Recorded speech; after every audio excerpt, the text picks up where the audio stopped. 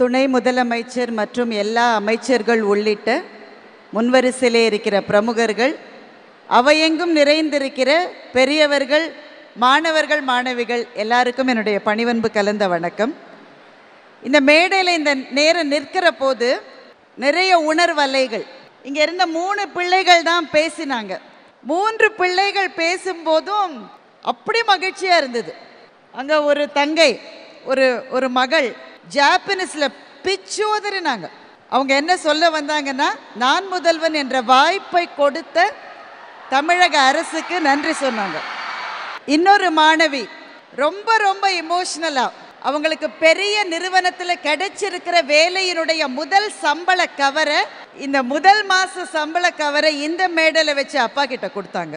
அந்த அப்பா இங்கே நடந்து வந்ததை நாங்கள்லாம் இங்கேருந்து பார்த்தோம். அந்த தந்தைக்கு இந்த மேடைகளில் ஏறி வர்றது பேரனுபவமாக இருந்தது. அவரோட வாழ்க்கையில் அப்படி ஒரு அனுபவம் இருக்கு முன்னாடி கிடைச்சிருக்காதுன்னு நான் நினைக்கிறேன்.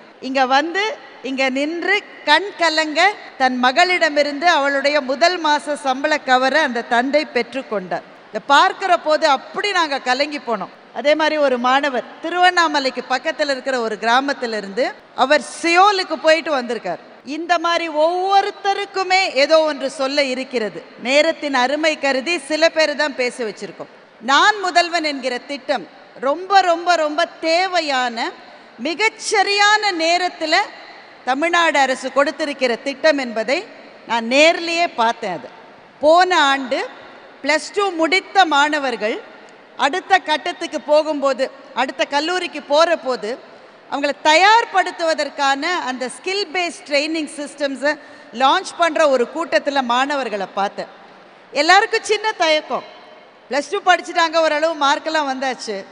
அடுத்த நிலை கல்லூரிக்கு போகிற போது எப்படி பேசுவது, எப்படி நடந்து கொள்வது, பிளேஸ்மெண்ட் எல்லாம் வந்தால் அங்கே எப்படி ஃபேஸ் பண்ணுறது, இந்த தயக்கம் நாங்கள்லாம் படித்த காலத்தில் இந்த 30-35 ஆண்டு காலமாக அட்ரஸ் பண்ணாத ஒரு தயக்கத்தை நான் முதல்வன் ஸ்கீம் இந்த மாணவர்களுக்கு விலை மதிக்க முடியாத ஒன்றை கொடுத்திருக்கிறது. வேலை வாய்ப்பை கொடுத்துருக்கு, ஸ்கில்ஸை கொடுத்துருக்கு.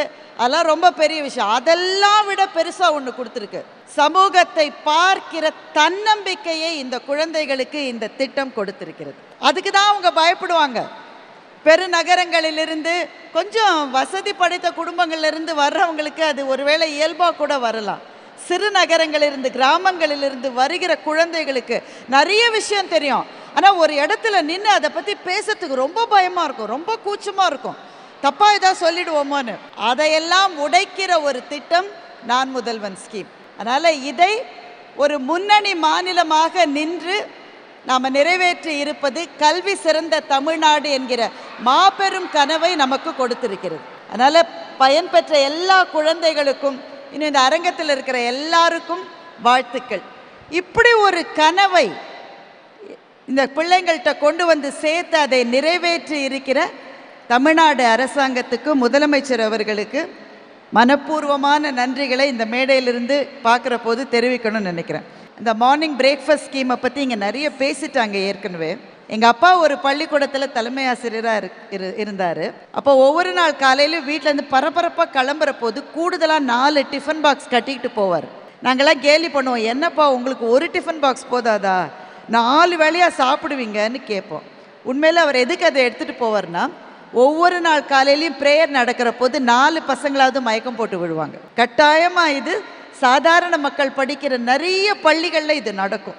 கொஞ்சம் வெயில் வந்த உடனே அப்படியே மயங்கி பொத்துன்னு விழுவாங்க. எங்கள் அப்பா சொல்லுவார், ஒரு 4 பேருக்காவது சாப்பாடு கொடுக்கலாம், ஏன்னா சாப்பிடாம ஸ்கூலுக்கு வர்றதுனால தான் மயங்கி விழுறாங்கன்னு எங்கள் அப்பா சொல்லுவார். தனி மனிதர்கள் எவ்வளோ செஞ்சிட முடியும்? 3 பேர் 4 பிள்ளைங்களுக்கு வேணால் கொடுக்க முடியும். ஆனால் அரசாங்கம் இந்த திட்டத்தை கையெடுத்து, குறிப்பாக இங்கே ஒரு காணொலியில் அதை எவ்வளவு ஹைஜீனிக்காக செய்கிறாங்கன்னு பார்த்தோம். எனக்கு ரொம்ப பிடிச்சது. பேக் பண்ணுற இடத்துலேருந்து வண்டியில் ஏற்றி பூட்டு போட்டுட்டா இறங்க வேண்டிய ஸ்கூலில் தான் அதை திறக்க முடியும். நடுவில் திறந்து அங்கங்கே அது போக முடியாது. நெல்லுக்கு இறைத்த நீர் வாய்க்கால் வழியோடி புல்லுக்கு போக முடியாதுங்க, அது நெல்லுக்கு மாத்திரம்தான் போக முடியும் என்று அந்தந்த பள்ளிகளுக்கு அந்த உணவு போய் சேருகிறதை பார்க்கிற போது ரொம்ப மகிழ்ச்சியாக இருந்தது.